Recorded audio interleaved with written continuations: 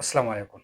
हज़रत खालिद बिन वलीद रज़ी अल्लाह ताला अन्हु को न सिर्फ इस्लामी दुनिया का बल्कि पूरी दुनिया का एक अजीम और ज़हीन जर्नैल समझा जाता है। हज़रत खालिद बिन वलीद वलीद बिन मुग़ीरा के छोटे बेटों में से थे। वलीद बिन मुग़ीरा अबू जहल के सगे चचा थे। आपके कबीले का नाम बनु मखज़ूम था, जो कि मक्का का एक ताकतवर और अमीर कबीला था।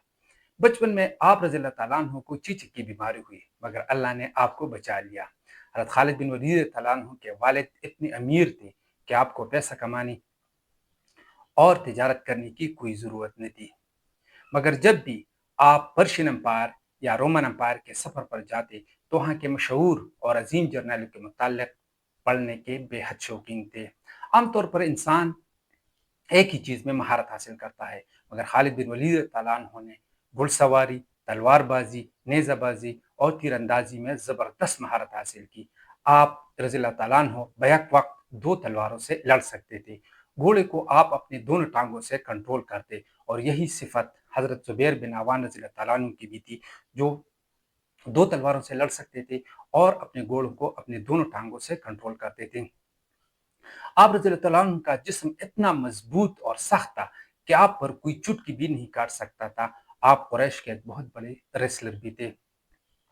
कहा जाता है कि ज़माने जाहिलियत में हज़रत खालिद बिन वलीद रज़ी अल्लाह ताला अन्हु और हज़रत उमर रज़ी अल्लाह ताला अन्हु की कुश्ती हुई। इस कुश्ती में हज़रत उमर रज़ी अल्लाह ताला अन्हु के टांग का जोड़ उखड़ गया, यानी हड्डी डिसलोकेट हो गई, और हज़रत उमर रज़ी अल्लाह ताला अन्हु इस कुश्ती से दस्तबरदार हुए। जंग मौता। अब जब मुसलमान हुए तो 2 हफ्तों के अंदर अंदर जंग मौता का ऐलान हुआ।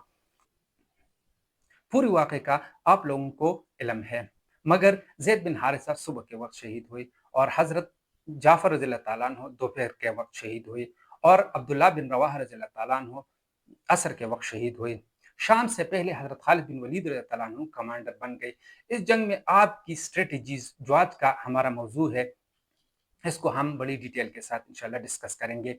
हज़रत खालिद बिन वलीद रज़ियल्लाहु अन्हु ने दुश्मन के घुड़सवारों को रोकने के लिए पहाड़ी के दोनों अतराफ पर तीरंदाजों को तैनात किया। इससे न सिर्फ रूमी फ़ौज दाएं-बाएं हमलों से रुक गई, बल्कि उन्हें इतना पीछे हटने पर मजबूर किया जहां मुजाहिदीन की तीर नहीं पहुंच सकते थे। इस तरह जंग का ये पहला दिन इख्तिताम पज़ीर हुआ।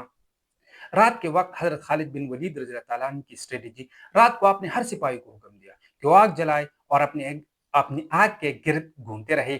इस स्ट्रेटजी से मुजाहिदीन की तादाद ज्यादा नजर आने लगी। सुबह के वक्त आपने चंद घुड़सवारों को हुक्म दिया कि अपने घोड़ों को पहाड़ी के पीछे तेजी से दौड़ाते रहे और गर्दो गुबार बनाए, और उसके साथ साथ एक और दिलचस्प स्ट्रेटजी अपनाई। कुछ सिपाही पहाड़ी से उतरने लगे और नीचे आकर फिर दूसरी तरफ मुड़कर पहाड़ी पर चढ़ने लगे।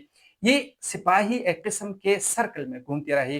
रूमी अफवाज यही समझ रहे थे कि इतना ज्यादा गर्द गुबार में मुसलमानों को मदीना से नई हुकूमत पहुंच गई है। हज़रत खालिद बिन वलीद की एक और ज़हीन चाल ये थी कि दाएं जानिब के सिपाही बाएं जानिब और बाएं जानिब के सिपाही दाएं जानिब किए। सेंटर में आगे वालों को पीछे और पीछे वालों को आगे आगे किया, और इनके फ्लैंक्स के कमांडरों को नए रंग के झंडे भी दिए। आपने एक दस्ते को हुक्म दिया कि भरपूर तरीके के साथ हमला करे, और एक जबरदस्त हमला किया गया, और फिर यही दस्ता मुनज़्ज़म अंदाज में पीछे हटने लगा, और फिर पूरी फौज मुनज़्ज़म अंदाज में पीछे हटने लगी। रूमी फौज यही समझने लगी कि हमें पंसाने के लिए रेगिस्तान की तरफ पीछे हम हट रहे हैं। रूमी फौज को हिम्मत नहीं हुई कि मुसलमानों की फौज का पीछा करे, और इस तरह खालिद बिन वलीद ने पूरी फौज को बाहिफाजत और इज्जत वक़ार के साथ मदीना लेकर आए।